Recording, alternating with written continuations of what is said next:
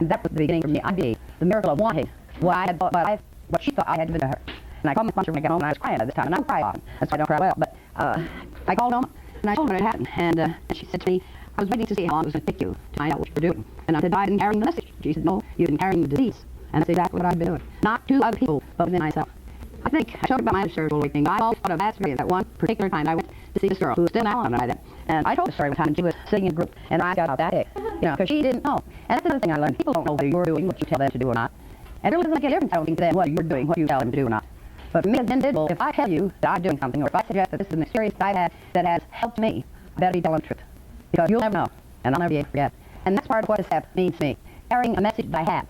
Because if you don't have a message, you can't carry it. And I prove that myself. Then to practice these principles in all our affairs, I had a lot of trouble with that too. In fact, I went to him one day and said to her, I don't understand that part of the 12 steps. She said, well, what is it you're going to understand? That's very simple. Practice the principles in all your affairs. I said, well, what principles are they talking about? And she just hesitated for a very slight second before she said to me, well, I can understand that after all. You'd have me. And I was really rather surprised that she was sitting like that to me, because I've been very principled all my life, usually in her office. But before I could say anything to her, she said, listen to what I'm trying to tell you. You have spent your entire life living by his principles, her principles, their principles, those principles. You've got principles you don't even know they came from. She said, what you have to do is find a set of principles that are comfortable to you and practice those in all your affairs. That means that I have to be comfortable and honest within myself. And it's taken me a long time to still find that I add principle here and a principle there, because deep down inside there's been a whole lot of this judgment and all kinds of things that I didn't realize I was guilty of until something happened and I realized, that's me. And what I have to do is I have to turn around and I have to say, let me get rid of that. And for me, I have to actually do it. I don't know about anybody else, but I have some kind of gimmick to hold on to remind me of what it is that I'm doing this lesson out and making me uncomfortable. Because I don't like to be uncomfortable. I've prayed for a lot of people. I've done a lot of things, a lot of gimmicks trying to take care of this. I was telling him about the other day when I was working in the office for Eddie. I just love that. I used to say this, Eddie. That wasn't true. Now, I was working for him, and I used to give some of the Al-Anon to some of the patients. Now, I didn't say, this is Al-Anon, and this is what we do. What I did was I just used the principles of the program as I knew them to kind of get into the patients. And most of them were very unusual dogs. Most of them realized it did, because it got away from me. I was no fun. And I had this one little gal come in she came in for a checkup, and I had ignorant and started to take some x-rays and so forth. And she said, she was a real kind of timid little thing, And I've never been a timid little thing. I've tried to be timid, don't think how time can work out well. But, you walk into a room like a bull and try to be timid. It's hard. It's real hard. But anyhow, I started saying there was something wrong. I didn't know what it was. And I said to her, Mr. Winnie, are you all right? She said, yes, dear. And I shot because I wanted to ask anything. And she said to me, I love my husband. And I said, oh, I'm sorry. And she said, I had just appointment time. I'd named to call the fire department, and I'd been able to say it. And I said, well, that's true. But supposing you had done this, and you had called the fire department, you hadn't been able to say to him, would you want to go through life for the next however many years, wishing you had 30 minutes, or 45 minutes, or an hour? And she said, oh, that's not a point, really. It's just I don't have anybody to talk to. She used to have one daughter, she had a real grief, so I can't really talk to her because we're not good for one another. And I thought about it for a minute. I said, you walk down here for your dental appointment, don't you? She said, yes. And well, next time you're walking down, if you feel right now, just stop somebody on the street, tell them what you want to tell them. I mean, you never see them again. They'll think you're right, but you care, you don't even know. And she didn't say anything then, so they kind of died. About 6 months later, she came back and she had on one of the brightest, reddest coats I have ever in my life. And she said, how do I like it? And I said, beautiful. She said, go take it. Well, this is my red coat. He only had one. And I saw this, and I decided I'd get it. And I said, well, good. You look great. She did look great. She said, I got a new day, too. And I said, what's that? And she didn't matter. I feel upset. I just asked people on the street and said, good, did you?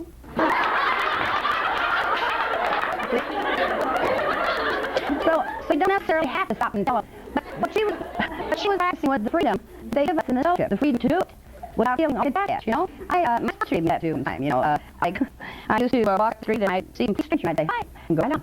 And take about 10, 15 steps and turn around and I got to try and figure out why, Because people have grown away from the idea of being friendly. Everybody is afraid of a box and they don't know how to be friendly. So what I had done her was what you had given me, and that was freedom to do it if you want to, which is the principle that I practice. My husband, of course, is not as happy about some of the little things I used to do in the office, but that was not my problem, He used to say, if you don't let her home, she's going to be in here every day. And she was in there every day, but I didn't care, because I think she felt that was sort of a haven, a place where she could come, where everything would be okay. And then when we moved the office, she I ran, well, we were having lunch, and she was in there, and she used to say to me, please don't think about people, couldn't you think about people that show up? And so I'm out of psychic, but we're sitting in this restaurant, and I looked over and I said, oh, my Lord, there's Miss Williams. And I got up and walked over and said hello to her and came back and sat down. And he said to me, well, she'll be in the office. And I said, well, she shouldn't be in the office. He said, everybody you run into think about or talk about comes into the office. He said, I don't know, the patients just keep coming back. These guests real cantankerous. And I said to him, well, it's a shame that you decided to be a dentist. You should have been a mortician. And he said to me, why would you say a thing like that? And I said, because their patients never come back, and you don't have to worry about them. But anyhow, it's, let me see what I wrote last night. I want to thank you, believe me, before I forget it. I've done more writing this weekend than I have in 20 years. And I learned an awful lot of things that I had let slip. So I don't know why I have brought to you, but I want you to know that you have made something that I don't know. I never thought to sit down doing this, because I already know it. So I don't have to do this. That's what the people do, but I don't have to do it. But I had to do it this weekend. And like I told you the other day, I got all kinds of stuff in here that I haven't even said. But it's not important to you. It's important to me. And that's the strange miracle, the way this thing works. You go someplace and you don't know what to do. And you're not sure what you're doing right. What you do that, all you can do, And so I'm writing. And I sat over there and I thought, why did I write that? You know why I wrote it? Because something I hadn't thought of in a long, long time. The idea of not sharing anything that I hadn't done. Experience, strength, and hope. And I had a little guy who was kind of a music type. And by the grace of God, I tried to help that girl without any experience whatsoever. But for some reason or other, when she started to tell me about her situation, I realized I had no idea what she was talking about. I had never had anybody treat me the way she was being treated. And I said to her, you give me your telephone number. I'll call a gal that has had an experience similar to yours, and I'll have her call you. And I did. I think that's part of the principles of the program. Because once I try to tell you how to do something that I haven't done, and I have no experience to connect it with, I'm giving advice. And advice is one of those things in the world that I can do. Because you don't know everything that's going on. Nobody else can how honest you get. Is going to be able to tell a story and tell all of the details. It make it possible for another community to make some kind of a legitimate suggestion. Because that one little thing that they forget to mention is care. That's the thing that makes your decision or your advice unworkable. And I don't want that responsibility anymore. I want to be able to pass on, they don't keep track of who I sponsor. That's their problem. If, in fact, you call me and say, would be my sponsor, you would say, well, my better be your friend. And I said, but I'm your sponsor. I said, well, it sounds to me like a dear friend. Because a friendly basis is the way it's treated. She gives to me, I give to her. And that's a woman was to me. Someone was my friend. The first woman I believe, including my mother, that I ever trusted 100%. So free enough to tell her anything that was going on. And not caring whether she told anybody else or not, because deep down inside I knew she wouldn't. It's her principles. I got a lot of my principles from her. The idea of allowing everybody the dignity to do whatever they have to do in order to absolutely, positively want what we have in this fellowship so they can survive. One of the little gals here asked me why I didn't tell a story about my son getting drafted. And I didn't remember that I hadn't. But that was a story about dignity. My number one son was drafted. I was in the McKenzie. And the fun part is, things like this happen. I don't realize that it's control that I'm dealing with. It's I don't know what I think it is. Maybe I'm right. I'll find out. The minute he got noticed that he was going to be drafted, I just flipped over. Everything I knew about let go and all these other things went out of my head. Right now I got to do this. So I have a tendency to talk that way. And I don't want to join army myself, because he's a lot like his father, or sending Canada, And I kept going to the meetings, and I didn't come out and tell him what I had on my mind. See, that was another little principle that slid in my life later on. I was still playing that game. The game of, I've been around too long to let the newcomer know that there's such a thing as a problem after Alan on.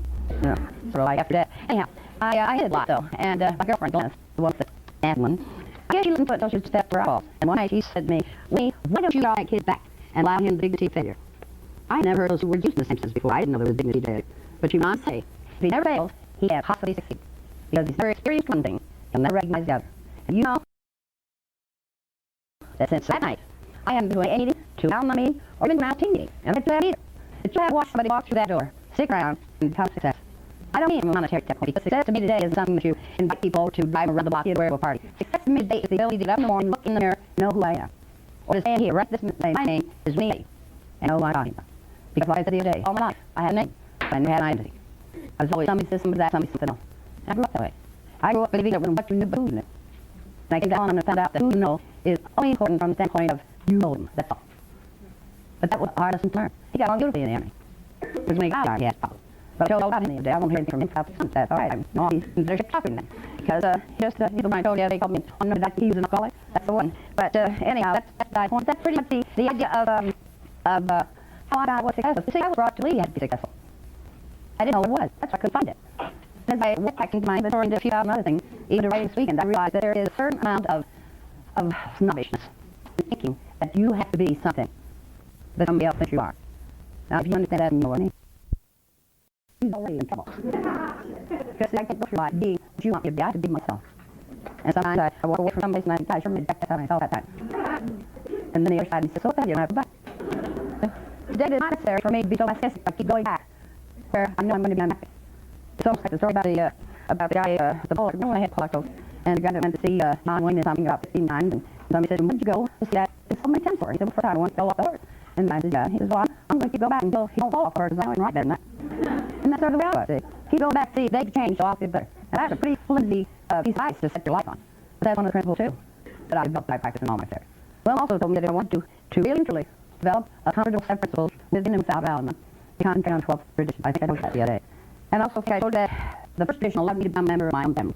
Because the first tradition has given me the ability, I don't know whether ability is a good word, but anyhow, it's given me the incentive to take labels off people. I don't think of people as being doctors, nurses, ditch diggers. I don't think of them like that. People to me are people. I either like them or I don't like them. But it doesn't make any difference to me what they are or who they are or where they came from or anything else. Because I can't afford that kind of luxury. I can't afford, you see, I'm one of the people that like to, I think, somebody said last night, something about negativity. I was born negative.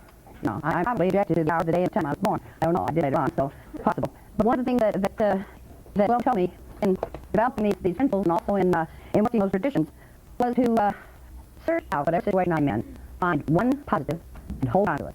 And every time my mind would slip into the negative, come back to the positive. And I told this one little girl, and she gave me a tape called Accentuate the Positive, Eliminate the Negative. It was Dean Crosby that recorded it. And between daily word on one hand I was reading every day, and the accentuate positive, it's over my every thought I was not, I was either reading or listening, it was one of the things that got into my head. And but 2 years ago, I had a bad day. I mean, a really bad day. Now I was at Pest Way. I was 5 minutes late for her funeral. When you're 5 minutes late for a funeral, you're really in big trouble because it's all over. And it was raining and the freeways were a mess, and I came back and they went into it was just going down all. It was going fantastic, it was too. Everybody seemed to be tense. And they were all upsetting me. Never thought that I was the one that was tense with upsetting them. It's always I'm this way, see. And I had been asked to discuss and talk on sovereignty. And about 5 hours as it was getting dark, I had out to drive with my husband standing on the board yelling at me, "You're crazy to drive that damn car in this rain." Of course, that didn't help my serenity either, and I just got pushed down the pedal and thought, you better get out of my way because I'm going to cuss and talk and serenity. And I got on the freeway, and the one freeway wasn't too bad, but as I made the transition going to 57 from the 60, there was some smart like little gal in a red sport car that almost turned me off the road. Well, that was one too many. I mean, I had been serene all day, but now I had to do something about it, and I was going to race her because I had a sport car too. And the way comes in, eventually this line goes out, there's only one end, And we were about from here, maybe where the coffee is, before that way, something like this. And she thought she was going to beat me again. I was talking about it. And I started to turn down the accelerator when the thought went through my head. If you miss, you may be one to die. So I'm just learning how to damn thing. So I did. I used to like, but I let her get on to 57 first, and then I played my game of tag. He could hit me, and I'd hit her. And I wasn't for the police to stop her. She was really rather dangerous. But anyhow, I practiced. But on the way, when I went footy with the female on the freeway, the thought was through my head. I wonder if she realizes that if it hadn't been for Alma, she might be dead, because I might have raped her. Because I never knew how to back off an entity before I got Alma. And so I thought, Alma saved her life. So I did a number of people that did things to me on the freeway that I didn't retaliate to because of Alma. And we got tested, and I told that story. And after the meeting, this guy asked me and he says, Winnie, are you going right home? And I said, well, I don't know what to do. And asked me coffee, And I said, why? He said, well, I want to get off the freeway. But, see, those kind of things, those kind of principles, those kind of things I learned here. It don't mean that I get pure. I probably rate people more than I think I've done it. Everything is right. That's the other thing. Right? Because I found out if I can be busy doing something, be mad at somebody, then I'm not quite a nurse. I don't have to, the steward said to me, oh, you're fine looking out the window. Yes, I'm looking for an emergency. And I hope you can do the fact that there is no such thing as ever doing well, that I know. Better yet, well, no. But he said, if you don't learn to laugh at yourself, you're going to miss the joke of your generation. And I believe that, see, which is rule 62, don't take yourself as seriously, And I have few things that she said that I like, we wouldn't worry so much about what people think of us if we remember how seldom we do. Because it's true. People don't go around thinking and talking about each other's methods. I used to think they did. And then if someone else I go around talking a whole heck of a lot either. And that's also one of the traditions that I use.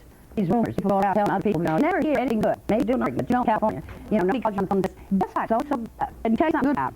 They call you on something they say, have you heard? Please find me, because I got married, and my memory did not allow me to stop some of these things. If I'm in a particularly vulnerable position at a certain time, I can even sell it, I could say. Anyhow, if I'm kind of in a rut myself, and somebody calls and says, have you heard? I used to be very interested in what I heard. Didn't go out and do it, but at least it was one day in, I guess the Lord commanded it. I don't know, but it was bothering me. And one said, well, you have tradition that covers that. It says we have no opinion on outside issues, and for name, I'm drawn in public controversy. And I don't know how to get that down on a personal level, but yeah. She said, when somebody comes up and wants to tell you something about somebody else that's hurtful to them, all you have to shut them up. You don't have to listen to it. Or sometimes they'll start off, don't tell anybody but.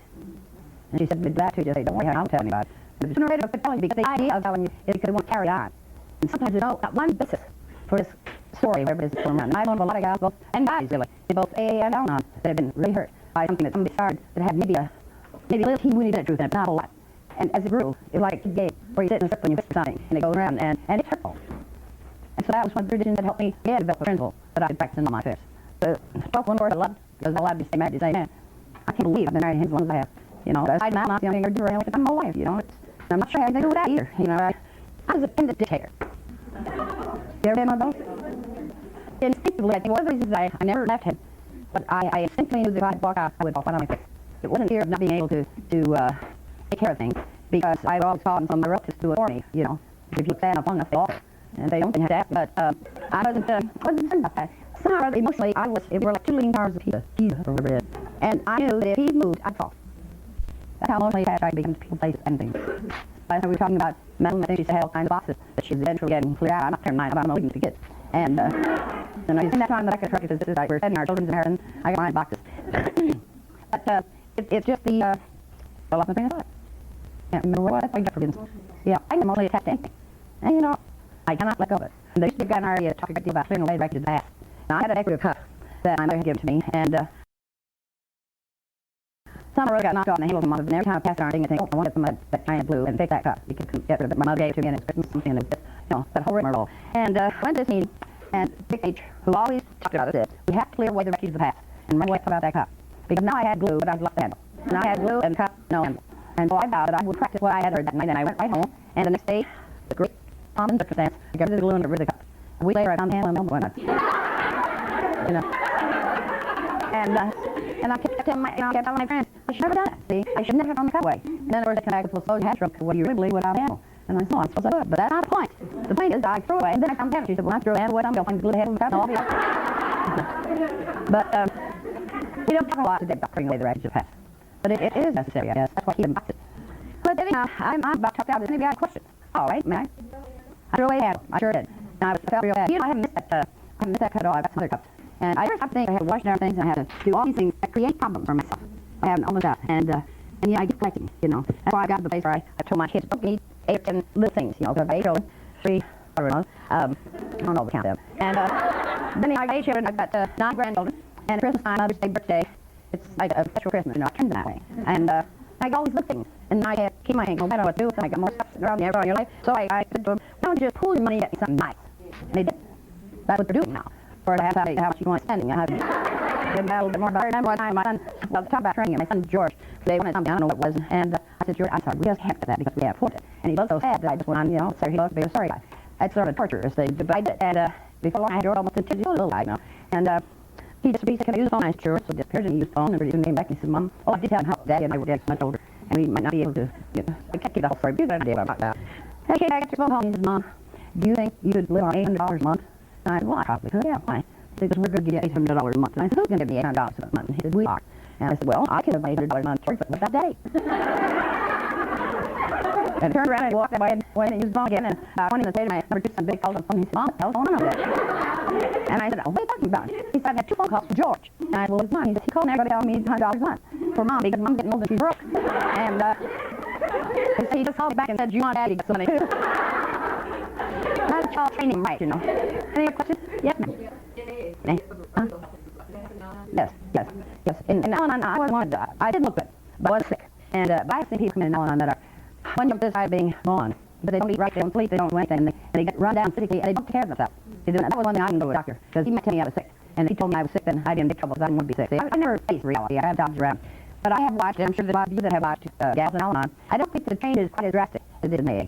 But they seem, in Al-Anon, they seem to come alive again. This is a question of getting healthier. It's a question of being alive. Because, you know, I've seen people that have committed Al-Anon that they look like they were just ready to lay down and die.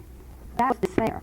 It wasn't a physical type thing. And I sometimes think despair can be worse than having sometimes physical disability. We're talking, see, I talked to my 18 what I said there was out there or over there or wherever, so they're repeat on God. But I got out in San Diego, panel, Al-Anon, into a psych ward. And she called me one day on the phone. She said, Winnie, do you mind if I play your tape? And I said, do what you want to. I mean, it doesn't make a difference to me, but I found out I was care who else knows. So she took this panel with his head in, and there happened to be a female in that ward that had not spoken a word since they took her in.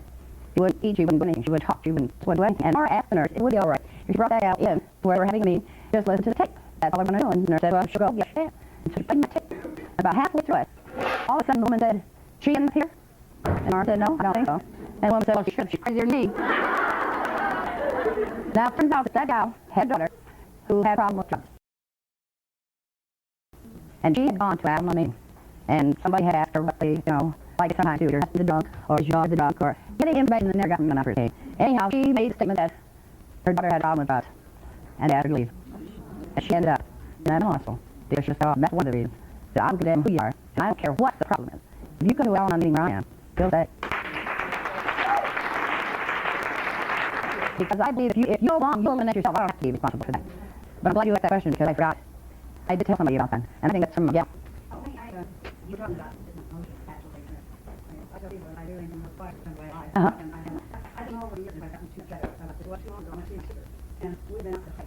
And we came in, what we didn't really know where we were. Well, we sat down, she made a hot tea, and put out a plate of cookies. And she sat down and she drank one tea and ate one tea. Well, you know, I've never done anything or one of anything. Me? And I just was wondering if you've gotten better over the years, if that didn't give you that hot. Well, I got a little bit better. I don't really know how much better. It depends on what it gets, you know. I can give you a classic example that was recently, though, that just happened last night. When they said snacks, I thought, well, I'll go and have another cream puff. And I got another cream puff. And then they brought out some delicious cookie cake with strawberry icing and ice cream. And I thought, well, it was rather good last night, so I'll have a piece of that, too. And then I saw cream cheese, so I had cream cheese and a bagel. And I had my own banquet scene there. But by the time I finished the ice cream and cake, I really wasn't too interested in either the bagel or the cream puff. And I went in another restaurant. Somebody walked by and said, oh, you got one of those. You were lucky. And I said, will you please take it? And she said, oh, no, you go ahead and eat it. That's better to help me, you know. But finally she took it, and we were both happy, I hope. Good. Praise one. That's an example. It depends on what it is and what frame of mind I'm in. You know, I can have a yes or no. Well, I can't give you a yes or no. Nothing in my life anymore is yes or no, believe it or not. I mean, it depends on the day. You talk about celebrating day. Yesterday, I might have answered you entirely differently. And tomorrow, I may answer you entirely differently. But right now, this is the way it seems to me. I have examples still fresh in my mind. So for today, I will use that example of Mike Bethany to make the day a little different than what yesterday. You understand what I'm trying to say? Sometimes the experience of yesterday or last night will put me in this today because I practiced what I learned yesterday. Now, next week, I'll forget to shoot my creep up.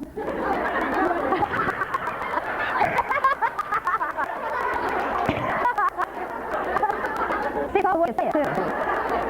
But, oh, I forget. I'm so grateful for you cannot be seen. I even, you know, I just have a little, I'm sorry, I mean.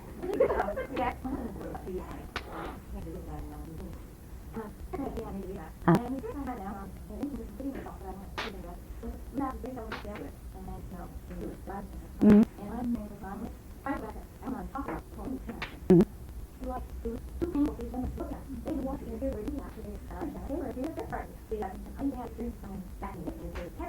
Yeah.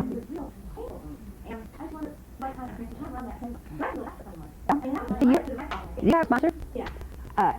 My sponsor, Winnie, he called us a foreign. In fact, I even saw that I was walking over to my room now because this assistant I was felt that a priest that was doing missionary work in Africa and said, this was mad at me and he sent from at 5 o'clock in the afternoon because 5 o'clock in the afternoon is dark and I didn't have to walk through the jungle and I'm sick at it.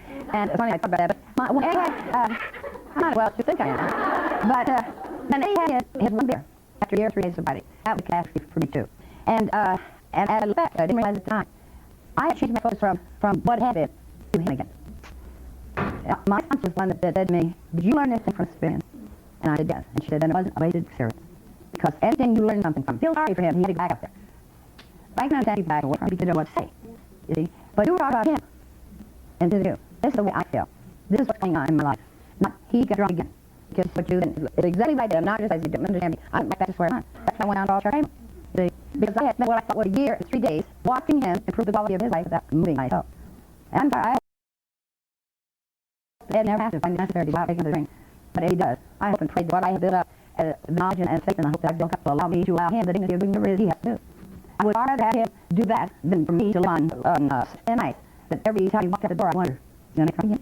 See, I had to separate myself from his problems. I had my own problems. And it has something, lay it right out. I mean, I don't know what the situation is now. And really, as far as he's concerned, my neighbor, like I said, a little down to me when she was about to hit with him. I kind of leaned over very quietly as she stopped, and I said, honey, that didn't bother me at all. And she looked at me like I crawled out of money box, and I was like, and she said, why wouldn't it bother you? I said, because it's your husband. and that's the truth. Your husband never bothered me. And sometimes, unfortunately, that's the attitude you had in some meetings. But you may be fine here to bring yourself. You may be one, don't stop talking because they back off. If they back off, let them back. You'll still be where it is. God in his time, like maybe in chapter 5. You may. Still mean in our timetable. Yes, dear. Talking about 3 days about that. Well, I was always so scared inside. Afraid that he'd leave, afraid that I'd make him happy, afraid that I wasn't doing the right thing, and always constantly the same thing as I started drinking was concerned. The focus was on making him happy so that he liked me. I felt so thrilled that this person would choose me. I couldn't find out I chose him, but he didn't know, and I didn't find out for a long time. That I made my mind feel like not somebody was saying. I made my mind I was marrying him, and I did. I made my mind I was marrying him, and I did. But then it switched where I thought, oh, I'm so lucky. That gradually, he became my higher power. He became the one who controlled how I thought, how I did, how I felt, what I did. And then that feeling changed around to where I was caught between feeling so grateful, wanting to kill. That's what drinking like that. Even though I never believed anything. See, it was that control. That's the distorted part. And knowing that if he left me, or if I thought about leaving him, I would be a complete failure. He was my life, and I didn't even know until I got down. It was one of those strange things. Yes, sir. Mm-hmm.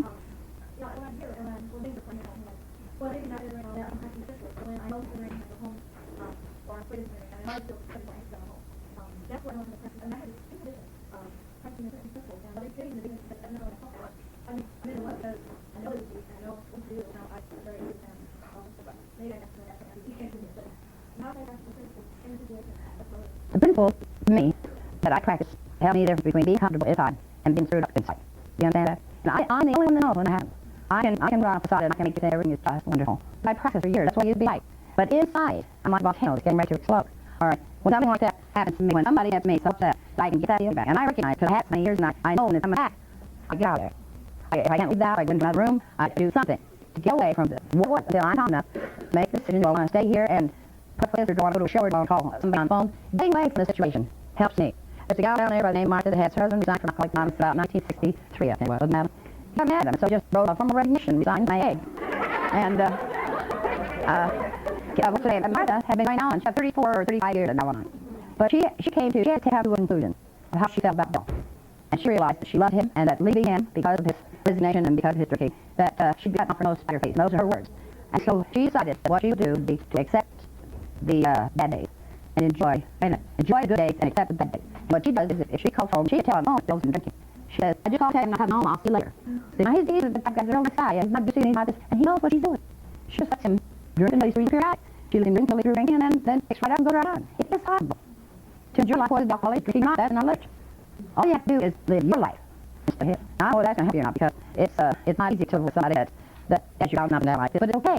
See, I had this thing about drinking as being the scourge of the world. It had to be all right to drink. Otherwise, the concept of alcoholism being a disease did not make sense to me. Everybody that drinks is not an alcoholic. But there are people whose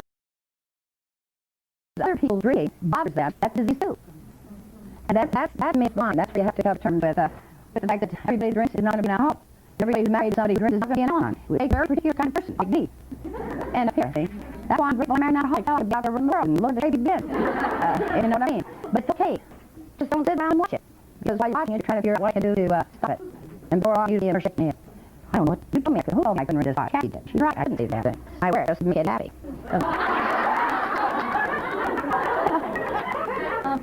I don't mean actually alcoholic, but there's not anybody else who's not feeling who personally and everything. I'm feeling and understanding about other people, whatever else. I mean, it's a form of, when you did this thing about, it depends on the responses, and that's different people control it. That's a huge truth. Yeah, but that's what it was. And I know it's a bomb reason, kind of worried about it. You can't, that's mine, but it's just the next degree, you know. You said a little bit about their fine, and you get old fashioned. Well, detachment, yes, I guess. Detachment means separate. Separate means you go your way and I'll go on. But it is possible to have an attitude of detachment without actually separating. You know what I'm talking about? Because it's just like my not responding to what Eddie says. My formula of never answer a statement. And I answer each question with a statement. There's an argument there. See, like you say, you see the day he said, the moon is really out tonight. That's a statement. You want the moon to be out, the moon to be out. That's not going to My problem was always that if he said something like that, I'd say, what are you trying to do, be smart? You know that it's the middle of the day. Why would you say a thing like that? And then he would tell me why he said that, to see whether or not I was right enough to know what the sun was outside the moon. I was really into it, see, because he insulted my integrity every time. And everything that went on personally. Well, I had to stop that, because that was worse than great. And so what I did after lots of trial and error, was just decide how important is it. Yeah. If it's going to change the quality of my life to better, if it's not, let it go. Why bother with it? Does that answer your question? Yeah. There's hard to do, though, being with the only feeling. Only feelings? How to build it there. Sometimes it's human, that balance of, responding out reacting. Exactly, you just said it. And I couldn't say, well, how do you do that? Well, if I don't respond, I won't react. You see? If I let it go, then I don't react to it. I don't carry it away with me and say, I'll think about that, go back and take care of it. I don't carry it away. Let go. I forget it. Sometimes it'll come back to me and I'll say, well, I didn't tell her that. I think I was like that. And the reason I probably did say or didn't do it is because I was supposed to say or do it. You know, that's kind of one of those instances where God comes in to take care of it. You may learn the answer to that by making the second and the wrong thing. And that's all right. So for spiritual improvement rather than spiritual perfection. I'm Mark's whole chapter. Reading, go on, John. What is that, John? Yeah, I'm talking about something like 90. I was Eleanor really talking a lot about love and relationships. It is possible, and sometimes, basically just basic tolerance and personal work, I oftentimes go through a lot of percentages, like when you talk about grabbing her in the hand and saying that you love her, sometimes I do that to the hardest thing in the world. And I know I had to my husband forward and everything, it was like, he had me persuaded, well, I was actually comfortable enough that maybe couldn't give him a hug, or, going through all that, and going through there's a part of the loving relationship. And now on, what I like, my relationship is unbelievable. That's right. So I can love him, and still give him a hug, not putting into denying him this or... The best learning not to fear rejection. Yeah. Rejection is a label. sometimes when you walk up to somebody and want to put your arms around them, and you can almost feel the eyes. They don't want you to come here. They don't want you to touch them. Oh, I don't know what you do, but I go ahead and hug them. Because if one of us is going to be uncomfortable, it ain't going to be me. Survival. And usually, the person that throws this attitude of, don't me, is afraid of you. I would say. I was afraid to let my kids, my husband, and my mother, and my father, and me know that I cared about. Because it was the only thing I had that I knew they could beat you to death with. I had to keep down the side and sat down on it. I thought if you did things for me, and you took them places, and you bought up things, and all this monetary stuff, they should know you love them. And the difference, I've got 8 children, as you already know, there are 4 old ones who have the benefit of my personality, my intelligence, my integrity, my pocketbook, the whole bit. And it indeed mine. The young 4 had the benefit of that one. They had the benefit of knowing I cared about them. And I had a hard time, a long time, teaching the other ones. Not to be as rigid as I would see. I brought them sort of up to be like I had been brought, because there was no way I knew. But through Alpine and through Alan and through AA also, those old 4 had begun to know. You know, I got a dog that has a husband that does a little bit of drinking, and came home and took out this last night, came home one night, and he was feeling pretty good, and he got mad, and he could feel in his night, and went out and put on the porch. And told me the next day, and she said, you know what, there's some guy coming on the phone and asked me if I wanted to put deadbolts and shutters on the house, and for my protection. And I just told him, what do I need protection for? I got a big dog, 6 in the house, but a husband sleeps on the porch. Well, so there's no shame to the fact that he lived on the porch, you know. That's one of those things. He was upset because I hung up on it. But that's the way it is. We have time for, just a minute. Oh, no? You never destroyed the animal? Oh, well, I can't tell you that. Well, they were back to the north, probably Washington, or maybe Oregon, I don't know. But they were discussing whether or not it would die. And they were sitting in the bar during the time, and some guy said that it's not a God. And the other one said, oh, yes, there is. And the other person said, I can prove there's no God. And the second one said, if you can prove there's no God, go ahead. He said, well, I was up in Alaska, back in the country in there, and there was a sudden hailstorm, a blizzard.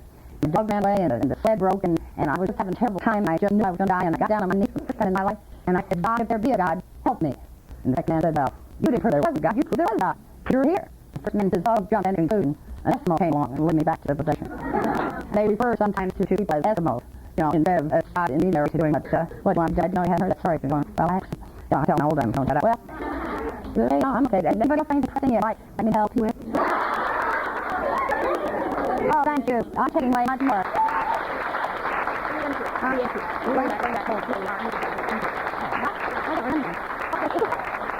Thank you very much. I love you all. I didn't